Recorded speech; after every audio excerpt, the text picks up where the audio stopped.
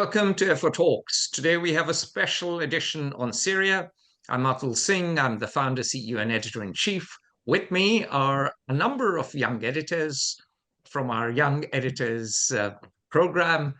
They are from around the world, and they have a number of questions about Syria. So before I launch into a rather lengthy explanation on Syria, I'll just cede the floor to my young friends, our young friends, and they will take it away from here. Well, my first question will be, what just happened? We all know that Syrian dictator Bashar al-Assad has fallen, but who did it? Why did it happen now? Excellent, excellent. This is Anton Schobel. For those of you watching, he is my chief of staff. He's a brilliant chap, and he's lived in Europe, speaks Italian and other languages too. Anyway, so what happened? Very simply, there was a civil war on, and the civil war was on for a while, over a decade. And during the civil war, um, Bashar had triumphed by using Iranian help, Hezbollah help, Russian help. But over the last few years, his social support was whittling away. It was becoming narrower and narrower. And eventually, as the Israelis decimated Hezbollah, as Iranians found themselves under increasing pressure, as the Russians focused on Ukraine, and as Bashar al-Assad basically thought he could have a rapprochement with the Gulf monarchies and lost touch. And he didn't listen to either Iranian or Russian intelligence that warned him that, look, you're in trouble. He paid the price. He's now in Moscow, as a lot of former friends and allies of the Soviet Union and now Russia end up in. So what happened was the implosion of the Syrian regime. What happened was the end of the Assad dynasty. Who did it all? Yes, that's the other question. There are internal rebels, indeed, and they are largely Sunni Arab, because they've had to live under Alawites for a while, and Alawites are a minority sect. In fact, both the Sunnis and Shias and Alawites are considered some form of Shia, consider them as heretics, and they're barely 10% of the population. But the Alawites are now out, and you have the Sunnis now back in charge. In fact, there have been celebrations all the way across the Sunni world, from say the Gulf monarchies to India, that the Great Umayyad Mosque in Damascus is now back in Sunni hands. So, sir, the civil war has been going on for 13 years, and to many people, the collapse of the Assad regime seems very sudden and unexpected. So, what do you think has happened now? Like, what new happened that I just hadn't been told you going that, on for the Aditya. last 13 Yeah, years that Aditya, I just led to told the you. sudden Yeah, defeat? Aditya, I just told you. I gave you the answer to that question. Aditya is our youngest member here. He's 16. What happened was that external circumstances combined to make it a very favorable period for the rebels and a very unfavorable period for Assad. Internally, Assad had lost, bit by bit, lost support. And externally, all his backers fundamentally were busy with other stuff or under pressure. And Israel decimated the top leadership of Hezbollah, bombarded crossings from Lebanon to Syria. So Hezbollah fighters couldn't help Assad. So both the internal and external circumstances combined. Always remember to factor in the economy. Assad was paying his soldiers next to nothing. Some were being paid $1 a month, apparently. Some figures say it's $5 a month, but the reality is no one was being paid anything. And And because they were not getting any money, they had no desire to fight, no incentive to fight, no morale. Uh, and uh, eventually the Assad regime imploded. So internally, the rebels got stronger, the Syrian army got weaker, the support base of Assad gradually whittled away. It became far too narrow. Assad himself lost touch, became perhaps you could say soft and soggy, didn't listen to his foreign backers.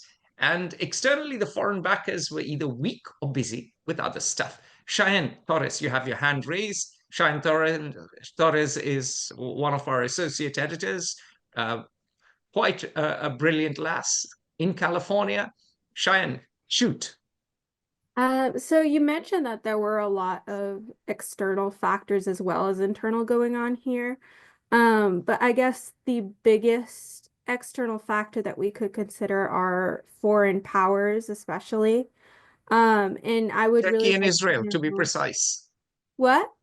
Turkey and Israel, to be Yes, precise. yes, I would particularly like to know about Turkey, and especially in context of the northwestern Syrian offensive, because that Mhm. was, such a big thing back then, and then it stopped, but then it kind of gained more traction recently. Brilliant. So you've raised a very important point, and I think we'll have to go back 100 years if we have to talk about Turkey. We have to go back, way back. So think of the 19th century. Who's ruling modern day Israel, then known as Palestine? Who is ruling modern day Syria? Cheyenne, it's Turkey. Turkey is running the Ottoman Empire, based in Constantinople, which will later be renamed Istanbul. And we have a massive empire, which is a bit like the Roman Empire. It dominates the Mediterranean. They rule modern day Yugoslavia. They, bit by bit, others get their independence through the 19th century. Remember, the Greek War of Independence excited European passion and imagination. None other than Lord Byron showed up to fight in that war. After all, you had to free the land of Plato and Socrates from barbaric Muslim rule. It was, in a way, a modern day crusade. And bit by bit, as Turkey weakened, you had a ceding of European territories, but it still managed to retain its Arab colonies or Arab territories, whatever you want to call it. So World War II broke out. World War One broke out. I apologize. World War One broke out in 1914, and Turkey found itself on the wrong side of history or the wrong side of the canon. Sometimes they mean the same thing, actually. As Napoleon put it, Napoleon Bonaparte, God lies on the side of the big battalions.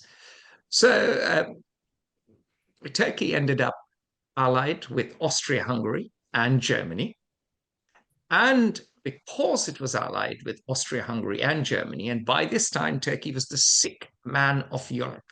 Turkey was literally pre-modern society. It hadn't industrialized. Its economy was under strain. Its military wasn't exactly to snuff, although the Turks weren't entirely useless. But yeah, the Turks were certainly not the German army, and they were certainly not the British army. And so what happens is that the Middle East and the Arab lands of Turkey come under strain. And very importantly, in also the colonial powers decide to divvy up Turkey amongst themselves. So if we have to understand modern day Syria, we have to go back to 1916. And in 1916, something quite important happened.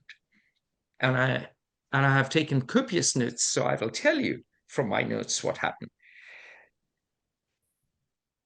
Sir Mike-Picot and Monsieur Francois Georges Picot got together. And they got together in May. And they decided they would divvy up the Ottoman Empire amongst themselves. Now, note, they are the two who get blamed. But there was also another chap there. He was Sergei Dmitrievich Sazonov. He was also there. And Russia was to get the Armenian highlands and parts of Turkey. Of course, all of this became moot because in 1917, Russia had the Russian Revolution.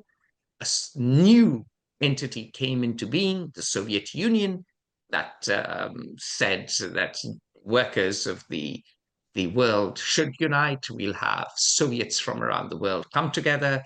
They wanted to create an idealistic millenarian society. What they gave the world was Stalinism and the slaughter of millions. But what they promised was utopia. So they did not go along with that pact. And so the Russians basically got no territory because of the Sykes-Picot. And Sazonov has his name omitted from history, but he was very much involved in the divvying up of the Middle East. So guess what? The Russians, the French, and the British were all there in 1916, divvying up. And I believe the Russians are still there. And the British and French sort of want to be there, but can't be there. So the US has replaced them. So go back to May 1916 and the Sykes-Picot Agreement that established the modern contours of the Middle East. Also, a year later, Arthur Balfour, the great Arthur Balfour, came up with the Balfour Declaration. And the Balfour Declaration promised a national home for the Jewish people. So Israel came into being because of that. And of course, at the same time, the British under Lawrence of Arabia had been making promises of self-determination to the Arabs. So obviously they were making too many promises to too many people, and they couldn't keep all of them because they were contradictory. It's like, you know, a dapper Italian chap, let's call him Paolo. No, it's not glamorous enough. Let's call him Lorenzo. Anton has lived in Italy. Lorenzo tells 5 different women, you know, I love you, I love you, I love you, I love you, and I love you. My heart is swimming in your eyes, huh? And I will marry you, all of you. Now, even Islam doesn't allow for 5 marriages. So clearly he cannot fulfill his promises to all of them. And under Catholicism, the poor chap can only marry once. So it was clear that the British loved and the French loved a few too many women, and they couldn't marry all of them, and some of them would get shafted. And of course, what happened at the end of the war was that the British and French drew arbitrary lines on the map, and a country called Syria was born. And from 1918 to 1946, we can discuss other countries, Iraq, complete hot mess, even today. A lot of the roots go back to then, but we will focus on Syria. So Syria from 1918 to 1946, the French rule. And remember, the French create a nation state in the model of France, that extreme centralization where everything runs from Paris, that extreme bureaucratic apparatus. They try and bring that to this extremely diverse country. Now, Syria today has 22 million people, roughly 185,000, 180 square kilometers, 50% of the population.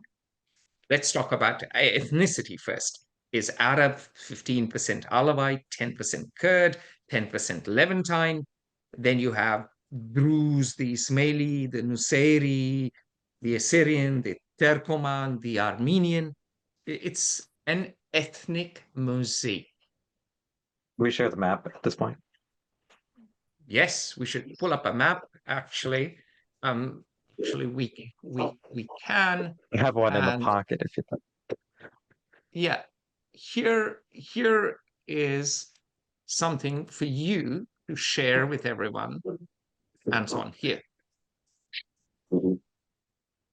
Okay, so perfect. Gone to everyone. Please share this map.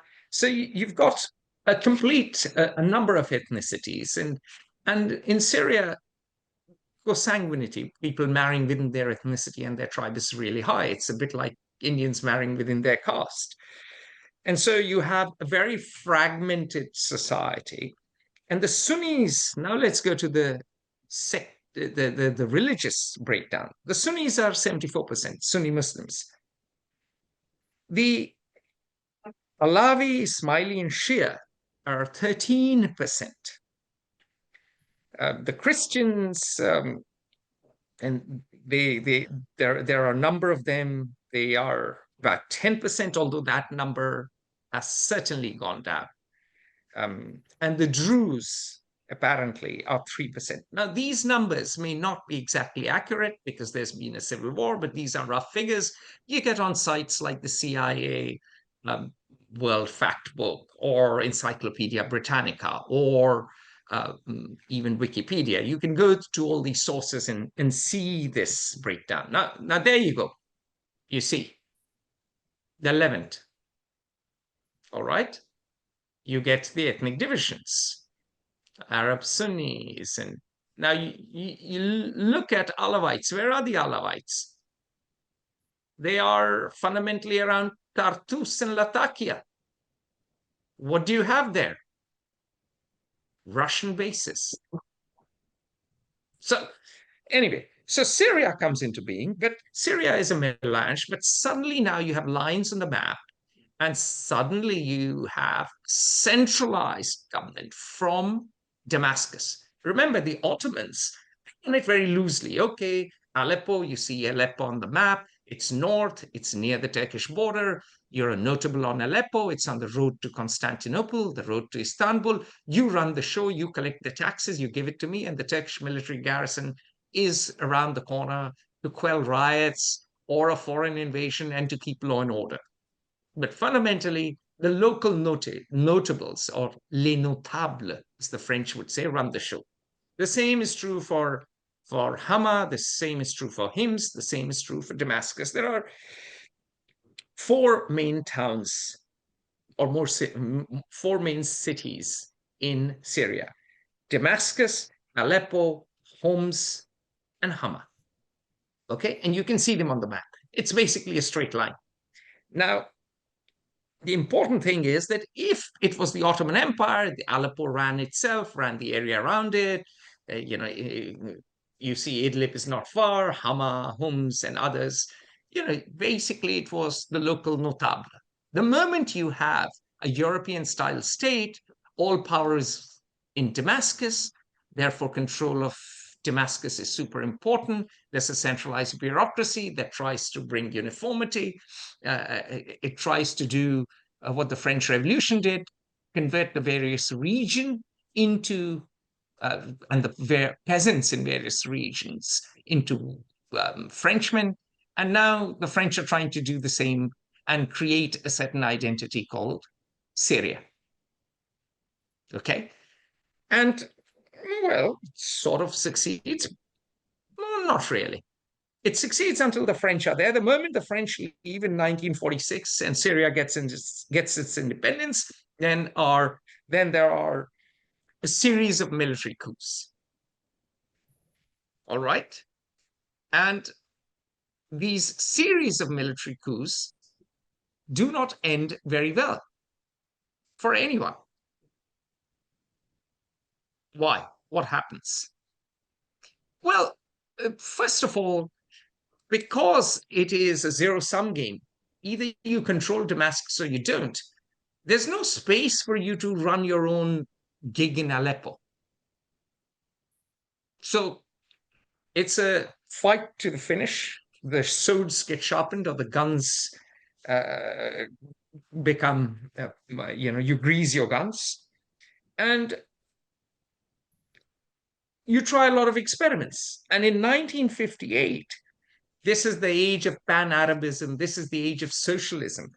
Egypt and Syria merged to create the United. They merged to create the United Arab Republic.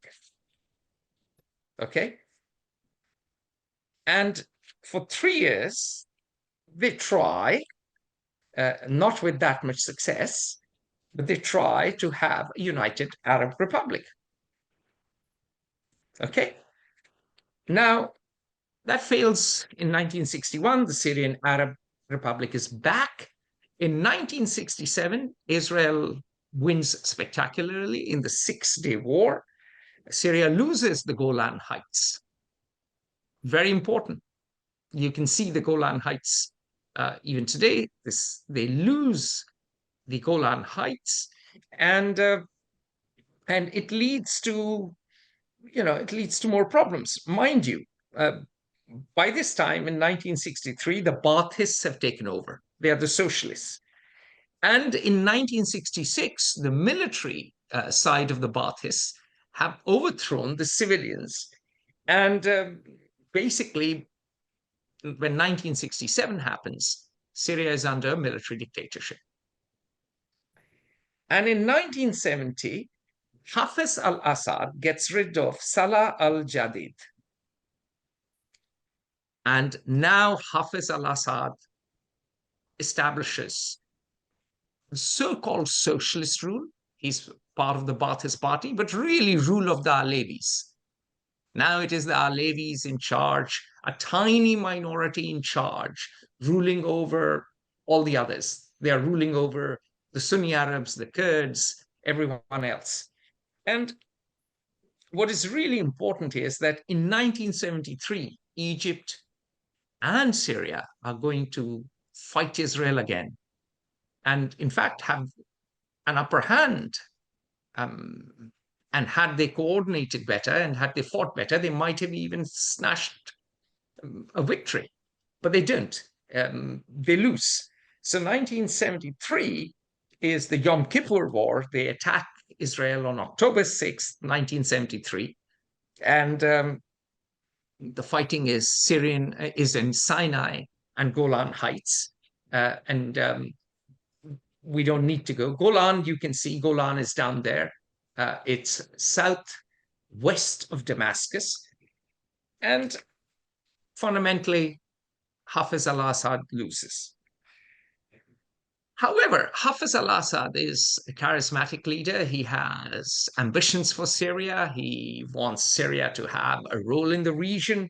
And so when Lebanon is racked by civil war in 1976, he dispatches troops. Look, Lebanon is next door. Syria is huge. Lebanon is tiny. Lebanon is divided into Shias, Sunnis, and Maronites, Christians. There are other groups too, but these are the key main ones. Okay, and so 1982, however, what happens is Israel comes back into Lebanon, or Israel invades Lebanon, takes over southern Lebanon to get rid of the Palestinians, or to get rid of the Palestinian Liberation Organization there. And for 3 years, they are in southern Lebanon before they leave. It's a disaster. It doesn't work out. And Syrians are back. But everyone remembers everyone in the Muslim world, in the Arab world, and India, which used to be part of the non-aligned movement, and under the Nehru family, under Indira Gandhi and Rajiv Gandhi, Nehru's son and grandson, were very sympathetic to the Palestinians. Everyone remembers Israel's invasion of Lebanon. What few people remember is in 1982, the Muslim Brotherhood, which is a Sunni organization, really powerful in Egypt. And remember, Hamas is an offshoot of the Muslim Brotherhood. They rebel in Hama. You can see the map of Hama here. south of Idlib. Idlib, Hama, Hims, Damascus. You see, north to south. Everyone? Very good. So the Muslim Brotherhood rebels. And guess what does lovely Assad do? Slaughter. 20,000 people slaughtered. Israel never does something like this. Israel may be a military power, may end up using violence, but remember, the violence of the Assads is order of magnitude beyond anything Israel or anyone in the near region. Of course, Iraq is also violent under Saddam Hussein, and they also use chemical weapons against minorities and arbitrarily slaughter them and institute a regime of what one analyst has called arrest, torture, and execution. But remember that Saddam Hussein is also a Ba'athist socialist. He's a Sunni ruling over a majority Shia land. And our nice Hafiz al-Assad is also Ba'athist. He's also a socialist. He's Alawite, ruling a largely Sunni land. So the way they rule it is not democracy, not through votes. Yes, they want foreign support and they pose as liberators of the Arab peoples, but they rule their home countries through the barrel of the gun, through an iron fist. And there is no velvet glove. So it is a murderous regime, and it's a powerful regime because Hafiz al-Assad is a clever character, clever cookie. He's a Soviet ally. Ultimately, the insurance for Syria is support of the Soviet Union. It is the Soviets who give them their T-72 tanks. It is the Soviets who give Syria their MiG-21s. And note that from 1980 to 1988, the Ba'athist regime in Syria does not support the Ba'athist regime in Iraq. Instead, it supports Iran in the Iran-Iraq war. So religion clearly trumps ideology. The Alawites flock because they may be radical Shias or, some sect which a lot of Shias don't like, but still they feel closer to Iran. And the relationship between Iran and Syria and Hezbollah goes back to these years. It's a Shia crescent across the Middle East. Shias are roughly 10% of the Muslim population worldwide. So Syria supports Iran in the Iran-Iraq war from 1980 to 1988. And in 1990, 1991, when the US fights Iraq and liberates Kuwait, Iraq invades Kuwait, dispute over oil, and takes over Kuwait as a country. There's a coalition under George Bush Sr. that beats back Saddam Hussein. Guess which side is Syria on? Joey McFadden, which side do you think Syria is on? Wait, hang on. Repeat the question. The side in the second Iraq War or first Iraq War? First Iraq War, 1990-91. Which side are the Syrians on? Were they on our side? I don't know. Yes, I don't indeed. Well, they were, really. Joey McFadden. Yes, they support the US-led coalition against Saddam Hussein. So Joey McFadden, another brilliant young editor we have, you can say hello to him, is in New York, Brooklyn indeed. And Joey McFadden, yes, Syria joins the US-led alliance. Now, of course, Hafiz al-Assad is suddenly the good guy. All his slaughters, his arrest, torture, and murder execution regime is now okay. They are They're the good guys fighting for the liberation of Kuwait. But anyway, he even tries to make peace with the Israelis. But of course, they cannot agree about the Golan Heights. And by 1998, the honeymoon with the West doesn't last too long. In 1998, Hafez al-Assad develops closer ties with Iraq, even though he has had a rivalry with Saddam, both over religion or religious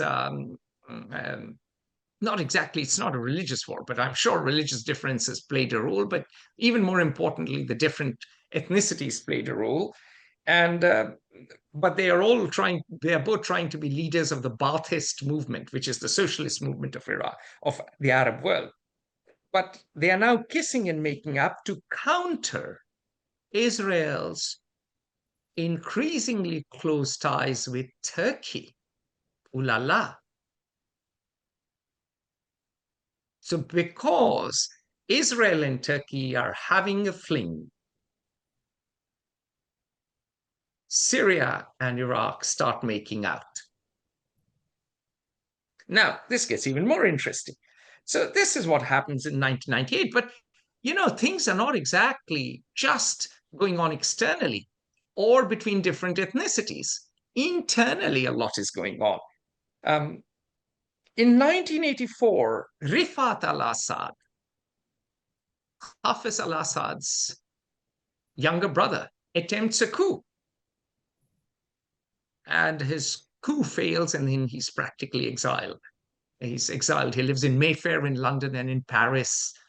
And in 1994, Basil al-Assad, who is commando, an excellent horse rider, also violent, reckless, and shall we say, quite scary. He's the son of Hafez. Okay? And what happens to Basil? Basil dies. Now, this is a big blow. He dies in an accident. Now, and this is where in our interview we went wrong with John Pfeffer. I didn't correct him. John Pfeffer called Bashar a dentist. No, Bashar was an ophthalmologist. He's a doctor and an ophthalmologist.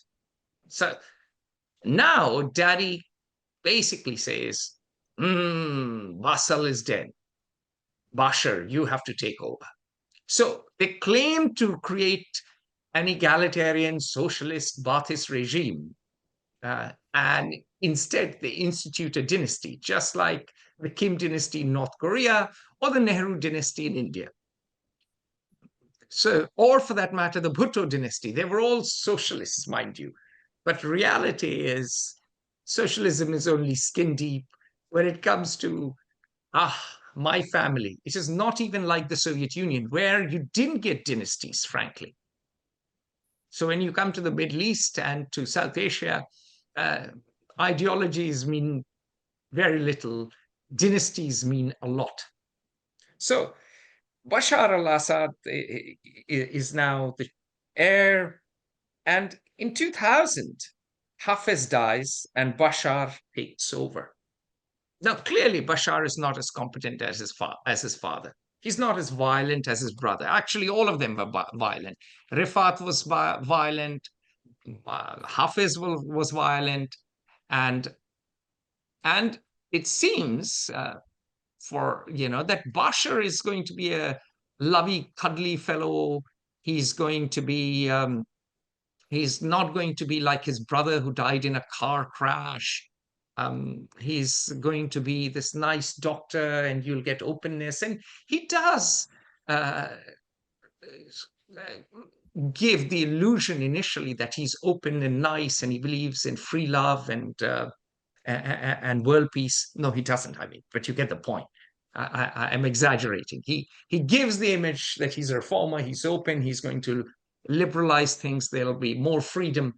But the reality is it's all cosmetic. And in 2011, when the Arab uprisings sweep through Syria, and actually there's been a massive drought in Syria, so there's been a lot of rural population into the cities. when that happens, the shit hits the fan. Basically, it's savage, it is brutal. The Assad gene runs strong. Remember, this is a family that in 1982 was absolutely awful.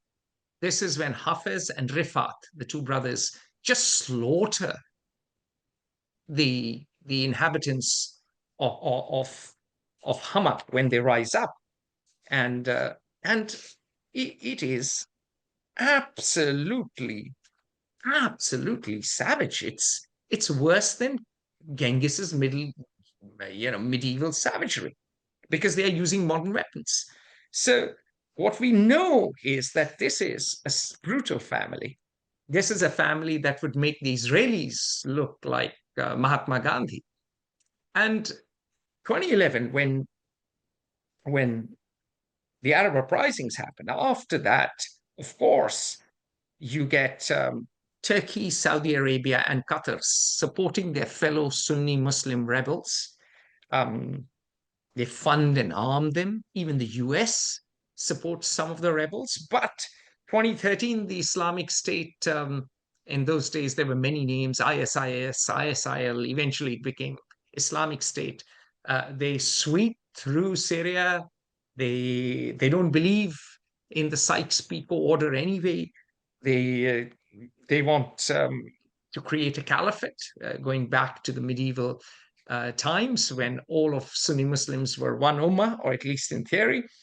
And that really shocks the US.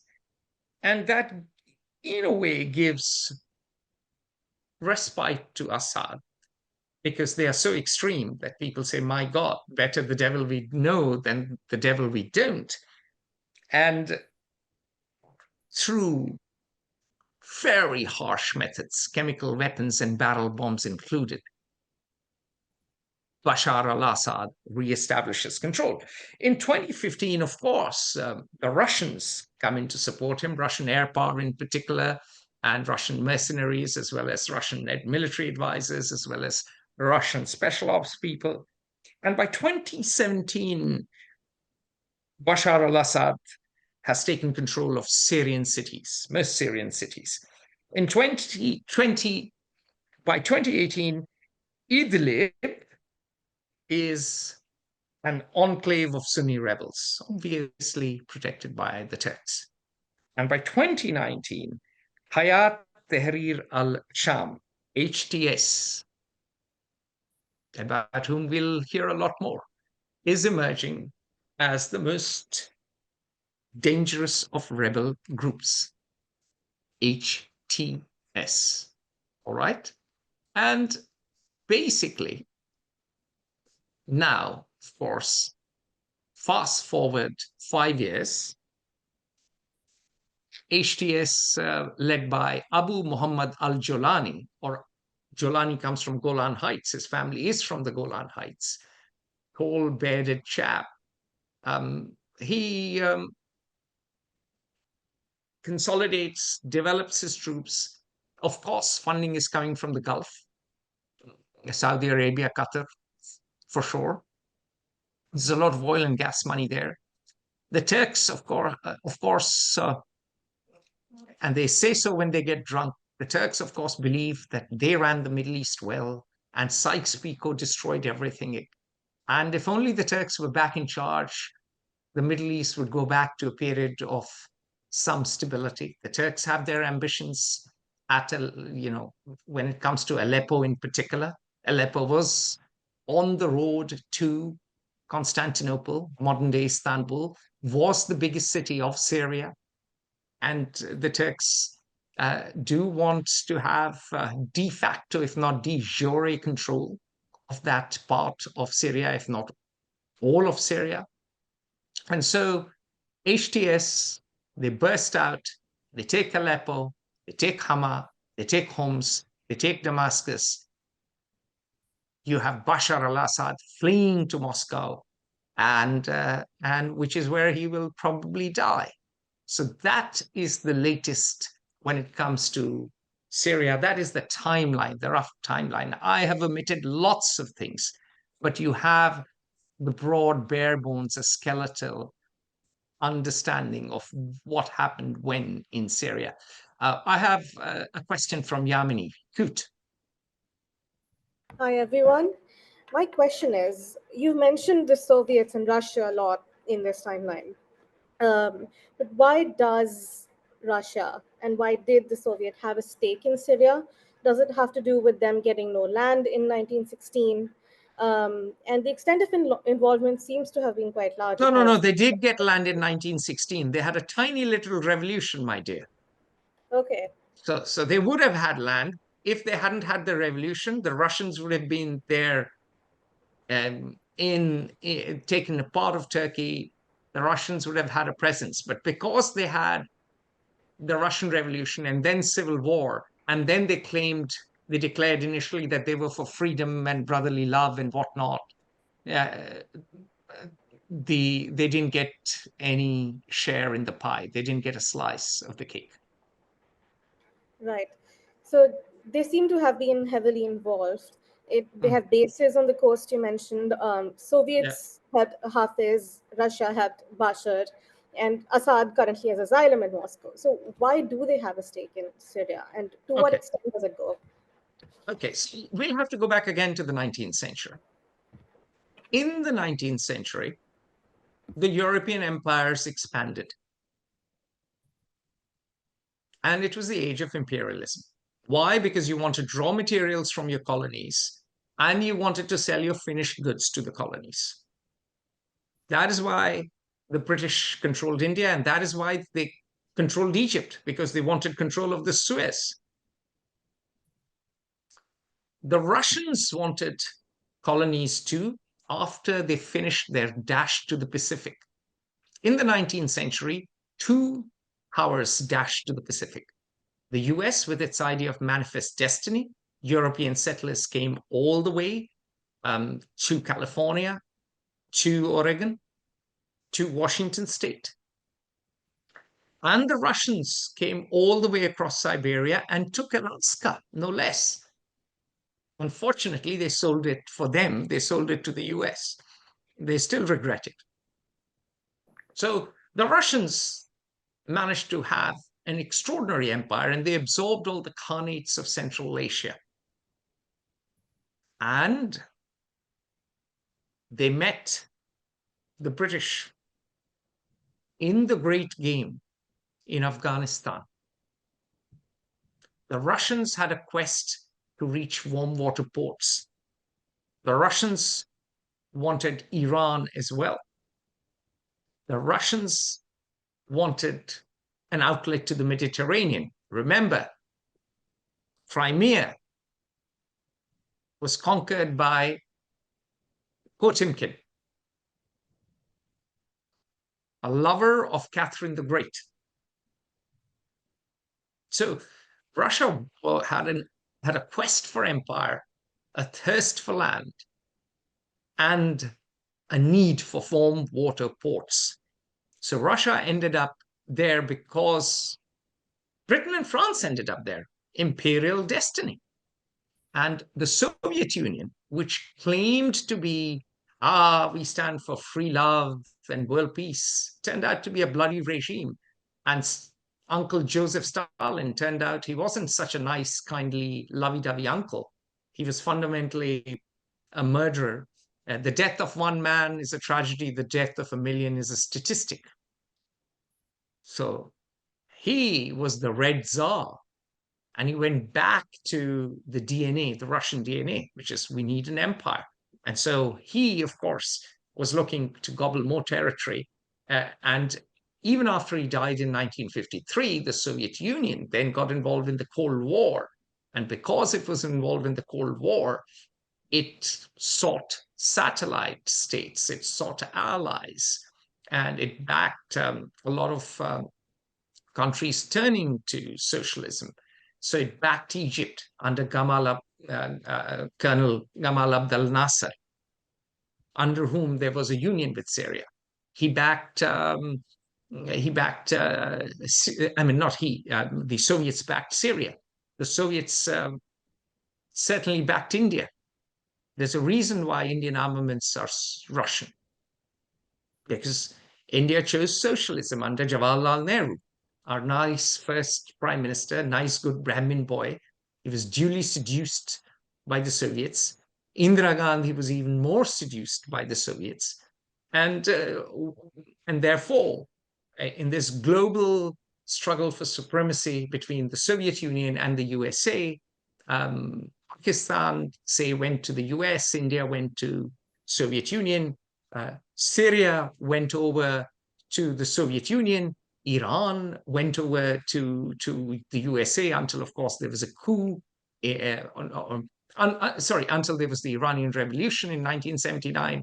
The Egyptians were with the Soviet Union, but thanks to some deft diplomacy, actually quite brilliant American diplomacy, Egypt swapped sides. So this was a global game everyone played, Yamini, and the Soviets slash Russians, Soviets and the successor state Russia, have been involved in Syria because they have warm water ports there, and it gives them some influence in the Middle East. Although the Soviet influence has declined dramatically after the collapse of the Soviet Union in 1991. But still, when it comes to food exports, part of the reason there's a problem in the Middle East is because of the Russia-Ukraine war, because the bread or the sunflower oil that used to come from Russia and Ukraine through the Black Sea is not reaching these spots. And part of the reason Assad was in trouble is because, and his army was up shit creek without a paddle, was because the Americans squeezed him and the Russians couldn't help him.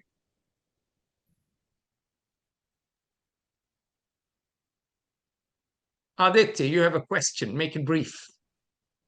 Yes, sir. So you have spoken about how Assad's regime has been oppressive, but you have also spoken about how the rebels are extremists who could be big threats to the region. So, sir, do you think going forward that there could be stability in Syria, or do you think that there would only be more turmoil, like in the coups in Libya and Iraq and other places where the fall of the leaders only led to more instability and civil wars? Do you think there is hope for peace, or Yes, will I get there? your question. Yeah, get it.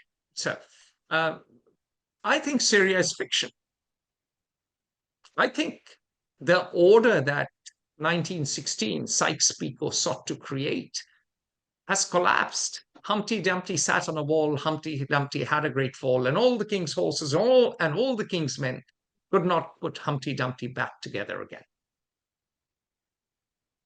Syria is fiction. Why will the Sunnis accept leadership of the Alawites?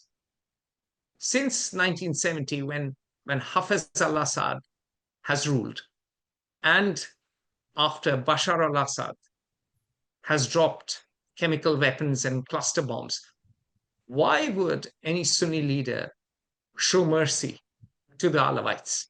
So the Alawites will have their own cantons near the Russian bases. The Russians will be their protectors.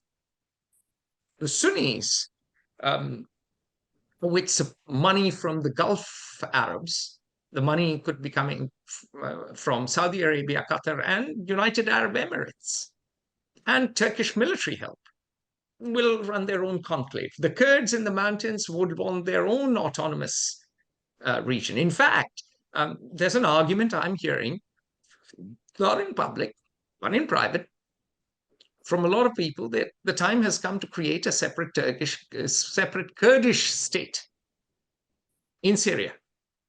Turkey And gonna maybe like that? merge, pardon me? Is Turkey gonna like that? No, Turkey will be jumping like a will be like a cat on a hot tin roof. Turkey will get an apoplectic heart attack, but Turkey is no longer a reliable American ally. Turkey has gone Islamist. Turkey had Mustafa Kemal Pasha, and now Turkey is doing exactly what Russia is doing, in the sense that Turkey has illusions and delusions of imperial grandeur. Turkey wants an empire. It may not have the economy of an empire, But like Russia, it wants to have control over the near abroad. And for the US or even, let's say, Europe, such a strong Turkey is a problem. And so if you had a Kurdish state, that would keep the Turks in check, and that would be a far more loyal US ally than Turkey. Now, this may or may not happen, but I'm hearing this a lot in Washington. Now, also, the Druze, who are 3% of the population, and they are a secretive sect, they don't want to live under the Alawites. The Alawites were all right. They were all right. They served the Alawites. But they, more importantly, they don't want to live under HTS. After all, HTS was formerly a part of Al-Qaeda. And the Druze know that they will be persecuted, if not exterminated. And so they want the Israelis to provide them security in southern Syria. The Israelis have taken Golan Heights. The Israelis have destroyed all of the Syrian Air Force. The Israelis have, exactly, brilliant. The Israelis have not only taken all of the Golan Heights, but they have said they are going to expand settlements in the Golan Heights. So what we know very clearly is that Syria, the myth, and what is Syria? An arbitrary country created by the French. Syria will not exist. Syria does not exist. And yes, people in Washington, D.C. can pretend there is an entity called Syria, pretend there's an entity called Iraq. The reality is that the old ethnic lines of the Middle East are too deep. Sorry, the chasms are too deep and too wide. So there will be a period of chaos. About 10 years ago, or maybe 8 years ago, I said that this is the start of the 30 Years' War in the Middle East. The cosmic dance of the Shia-Sunni divide is still to play out to its conclusion. And it's not just Shia-Sunni, it's also the various ethnicities I've pointed out. They will all try to live in cantons, and these cantons won't exactly be as lovey-dovey and peaceful as Swiss cantons. So there you go. You see the map there.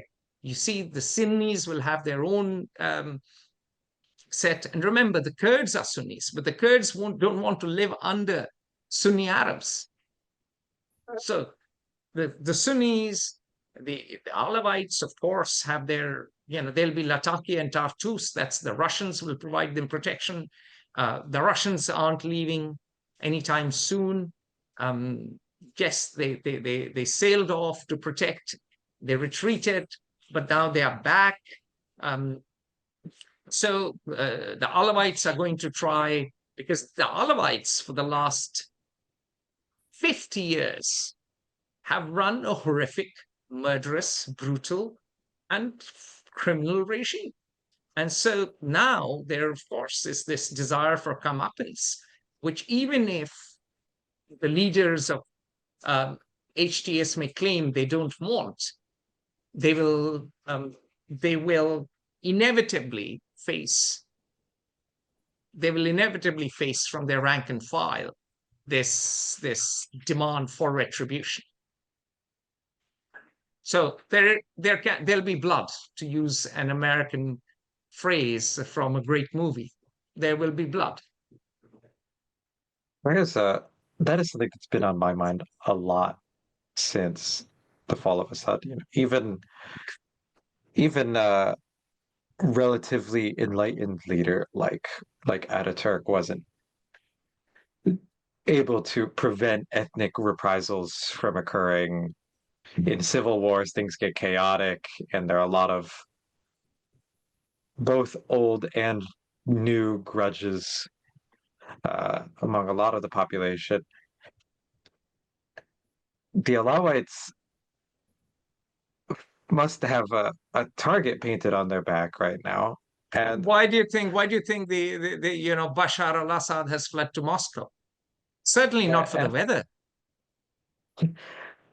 Is a Russian air base in Latakia and a naval base in Tartus enough to defend provinces full of people whom Well, something Anton, like 80% of Syria now has a ethnic religious grudge against. yeah. So Anton, the Alawites have military organization. Remember, they for the last 50 years they were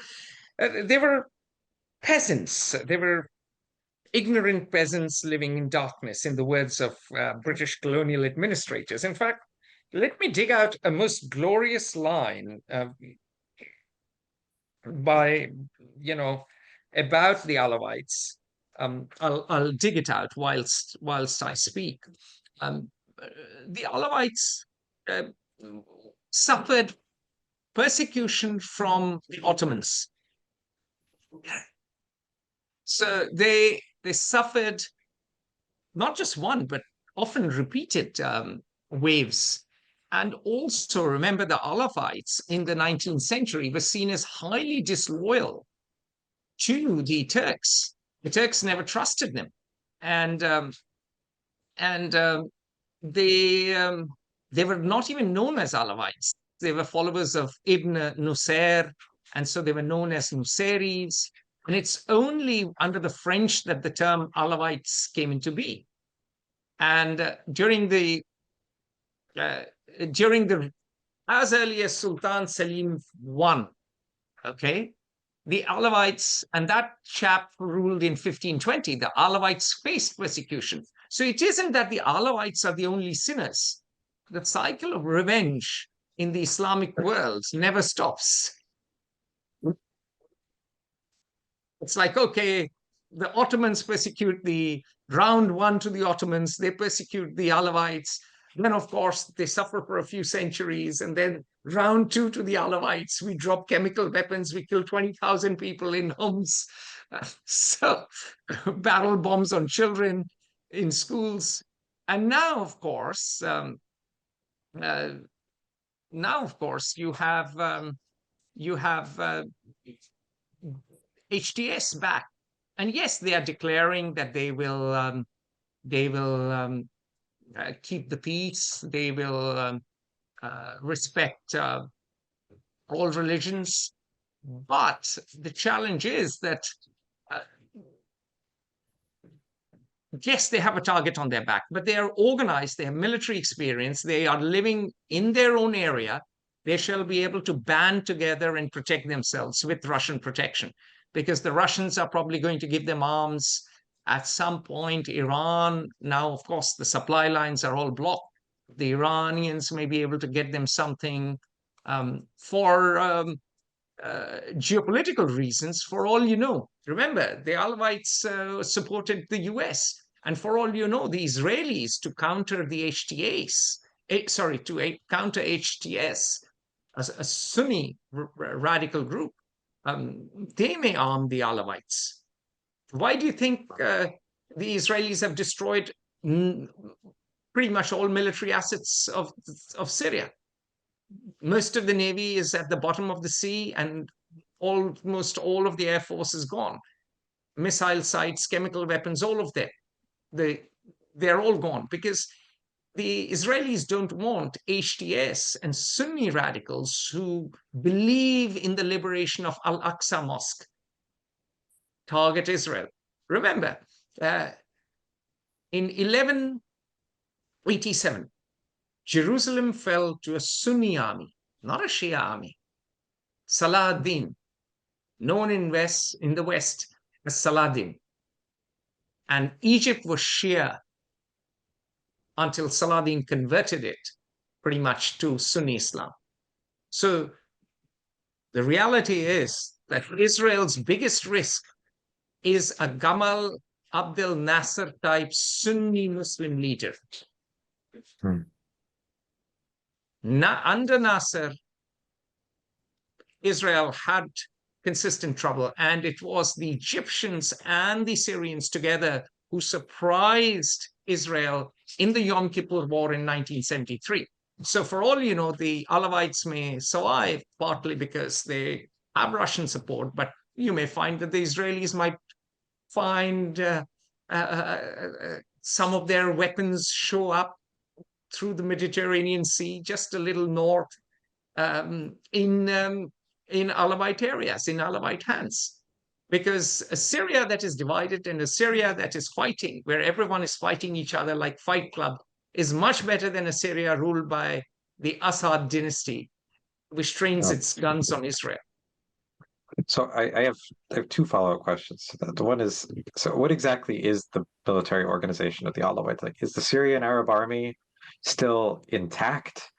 Are there like They're not Freikorps intact. type No, they are units, not intact. or They are not intact, but the officers and the Alawites who served at the high levels of the army and other Alawites who served in the army have withdrawn to the areas near, as you in your map, near Latakia and Tartus, and they will form a new force.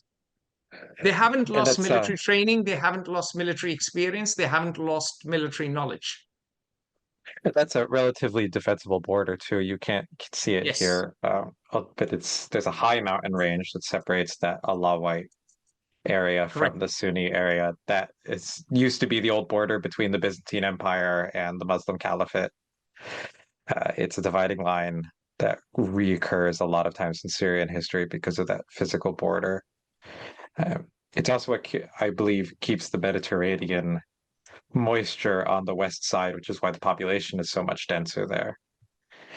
Absolutely correct. Absolutely correct. And that is why the Alawites could escape successive waves of Ottoman persecution.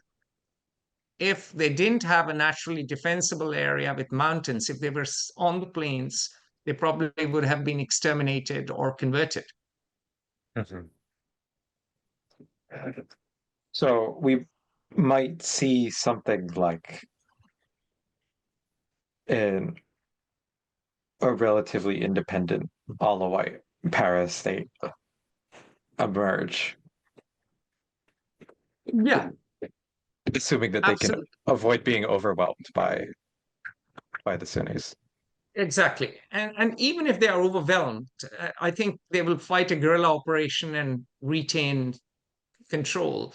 Because what will happen is the different ethnicities. If you're Sunni, would you want to live in an Alawite area?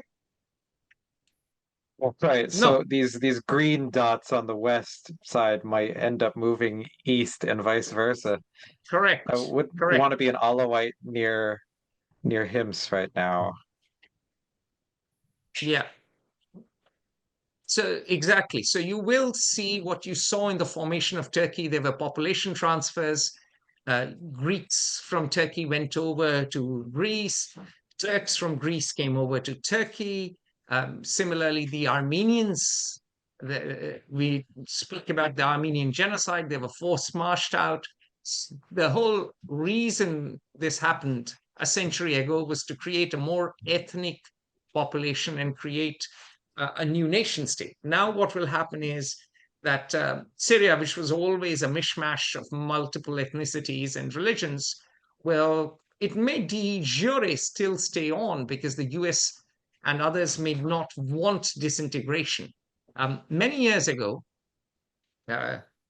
General Tim Toyne-Sewell, who was the commandant of Sandhurst, once said, the problem with the Middle East is that the lines are all in the wrong place. But it's a can of worms to change them. It's opening a can of worms if we change them. Something to this effect. Like, I still remember that evening where we had a very long discussion with a number of British historians, MI6 people, military people, and the vagaries of history. The lines are all arbitrary. And so de jure, the US may say, no, retain the lines. Syria exists. We are all for the reconstruction of Syria, yada, yada. But the reality is Syria doesn't exist. Syria n'existe pas maintenant. N'existe pas. Syria n'existe pas maintenant. Because Syria is fiction.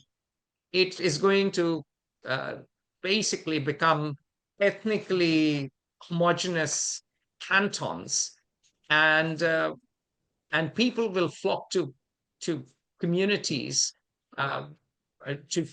flock to communities that are ethnically and religiously similar for security, for safety, for survival. So I don't agree with John Pfeffer at all. At all. So the the writing on the wall seems relatively clear for the two main Arab factions here. What about the Christians and the Druses? Right. So yeah, the Druses, they're another The group Druze are that flocking. The Druze are already flocking to Israel. They would want Israel to control southern yeah. So what does that their look like? areas. Like, is Israel going to occupy southern Syria, or are the Druses going to form, or do they already have militias of their own that If they would be don't, they will supplied by? have them. If they don't, they will have them. Israel will arm them. Mhm. Israel will. So Syria will become lots of different cantons divided by ethnicity and religion with godfathers. Turkey will want to gobble up northern Syria. Israel would want a sphere of influence in southern Syria. The Kurds Mhm. will want an independent or de facto independent region of theirs in northeastern Syria.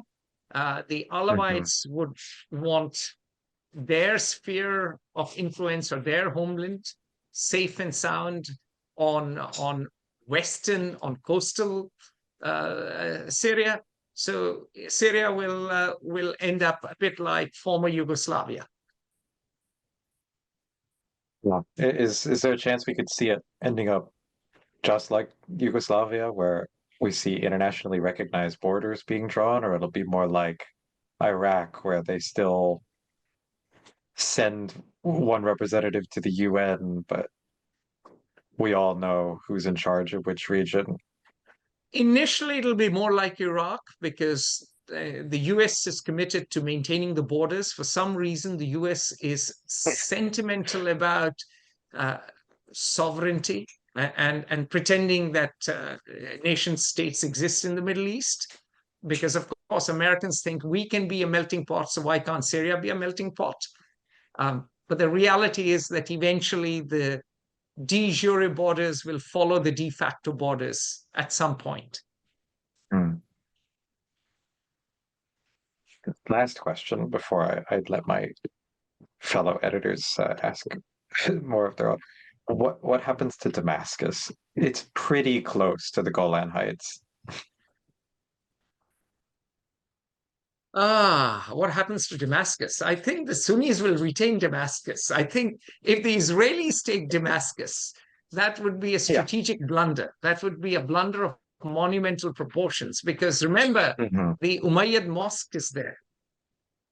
Right. And Right. if Sunnis are celebrating the liberation of Damascus from Alawites, imagine if the Israelis show up in Damascus, then there'll be a call for crusade from every mosque Yeah. throughout the Muslim world. So that the Israelis are pretty sharp. I don't think they're going to. They are not.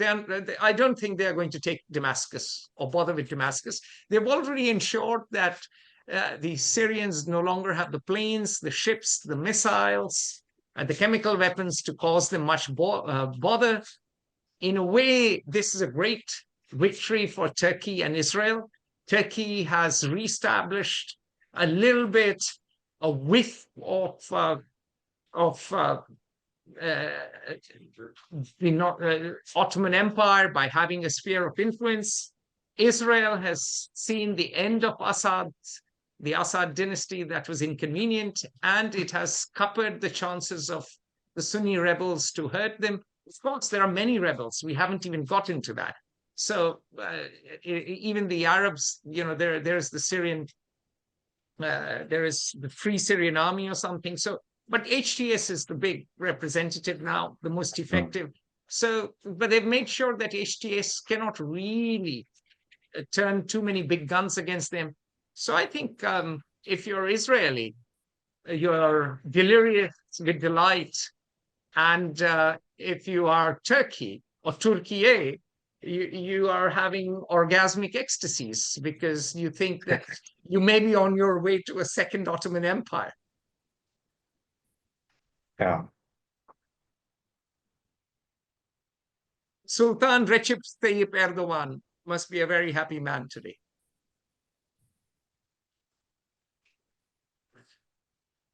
Good.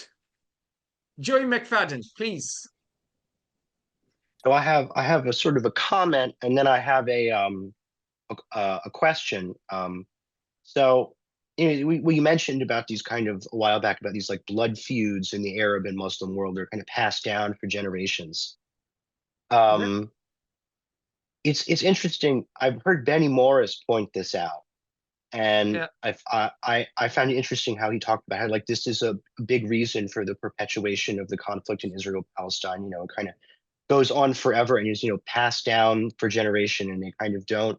Well, the Israel-Palestine is nothing compared to the Alawites and the Mhm. Sunnis. So he mentioned this So as the kind of like Israel-Palestine is a just component of the culture. 1917 Balfour Declaration. This goes back to 1520, Selim I, and Mhm. even before. I just think So, it's an interesting thing to notice culturally that there's a tendency to pass down blood feuds for generations after generations. so let hold fire. Talk about the English and the French. They did the same thing for generations. The But 100 they Years' don't War, do but they don't do that Agincourt. anymore. They Well, don't do that yes, anymore. after two That's world the point. wars, after two world wars, they had some sense knocked into them. So, But the question I have is about it looks to me like the Middle East might be going through a process that Europe went through, where mhm. European states are very stable. I think in part because they kind of spent like several hundred years ethnically purifying themselves and establishing these national identities. Do you think that the Middle East is going through a similar process where different ethnic and sectarian groups are trying to establish their own homelands because they no longer have the kind of overarching empire structure that would allow for like a lot of ethnic diversity and mixing to be So something the that would sort of answer, be more tolerated? so the answer to that, Joey, is we don't know. We don't know if the nation state system works for the Middle East. We know that it failed. We don't know if an empire can come into being again. Do you It foresee failed because the lines were drawn the wrong way. Do you think the Middle East is trying to get to a place even where the structures? Remember, the nation state comes in Europe because you have a very strong period of economic growth, standards, bureaucracy. A lot of So, wars. sorry? And a lot of wars to establish where those lines would eventually be. Exactly, and a lot of wars. So when you say the nation state in the Middle East, because there are so many tribes, because there are so many ethnic groups, because there are so many sects, to establish something like that would take 100, 200 years of war. Maybe that's where we are headed. I just read you the timeline, or went through the timeline for Syria. It's been nonstop violence. So maybe that's what we are looking at, or maybe a different structure will emerge. What may happen is that instead of a nation state, you may get perhaps, I mean, actually, the old Ottoman way, without the Ottoman Empire, that the local influential people manage respective areas and sort of then come to an understanding of sort of live and let live and trade with each other. Because extrapolating the nation state model from Europe to the Middle East, it may work in Egypt, which is more ethnically homogenous. And remember, Egypt has had a kingdom for millennia, but in other It's places which been a are nation for a fundamentally very long time. tribal, yeah, yeah, it may simply not work because they don't have the consciousness of or even of a proper functioning state, forget a nation state. So we'll see. All right. Aditya, keep it short, please. Yes, sir. So there have been rumors recently about US involvement with the HTS. So do you think they are plausible? Um, the US will work with HTS, but I doubt the US could have had much to do. Joe Biden is on his way out. Donald Trump is on his way in. The government nearly shut down. Unfortunately, in places like the Middle East and India, everyone imagines the US and the CIA hand in everything. The US can't keep its attention together to tie its own shoelaces right now. So I don't think they were pretty effective in Syria. Now, of course, they realize that they have to work with Jolani. And remember, there was a bounty on his head. But of course, the US has found Jolani fundamentally more convenient and more palatable. And he was on CNN. So is there a US hand? A minor. The real players here are really Turkey and Israel. And of course, with maybe tomorrow it could be Iran and Russia again. But right now, Russia is focused on Ukraine and Iran is on the back foot because its assets have been destroyed. Hezbollah, the top leadership, stands decapitated. The founder himself is gone. Iran the regime may fall. In fact, the Israelis may hit Karg Island, and Karg is where all the Iranian oil is. And should the Israelis hit Karg Island, there is a body of thought in Britain, in France, of course, in Israel, and even in the US, that the Iranian regime, which is fundamentally another oppressive regime, where women do not really like wearing the headscarf, and where there are plenty of minorities, Baluchis and Kurds, just to name two, they may want to go their own way. So with a tremendous economic crisis, once they can't sell any oil, once their oil terminal facilities are gone, and the Israelis could do that pretty efficiently, the Iranian regime itself may fall. So we don't know, but be careful. As I said, Israel may have won today, but as we know from the Middle East, it's a repeat game. And tomorrow, a united Sunni leader, remember Saladin was a Sunni leader and he took Jerusalem in 1187, could be a risk. So, fasten your seatbelts, enjoy the ride.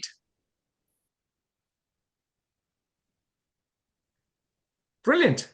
All right, lady and gentlemen, it's been a real pleasure to host an unusual edition of FO Talks. We have done this just before holidays. This is our last session with young editors for 2024. Those of you here, thank you very much for being here. Those of you who want to be young editors on with Fair Observer, apply. We are open to all sorts of ideas, and we give you the opportunity not just to edit interesting stuff and you get a portfolio of work, but you also develop a community like here, and we give you an education. So without further ado, it is bye from all of us here on 21st of December, winter solstice 2024, the shortest day of the year in the Northern Hemisphere. We wish you Merry Christmas, Happy Hanukkah, and Happy Holidays, and all the best for 2025. Thank you. Thank you. Join the conversation at Fair Observer and subscribe to our YouTube channel.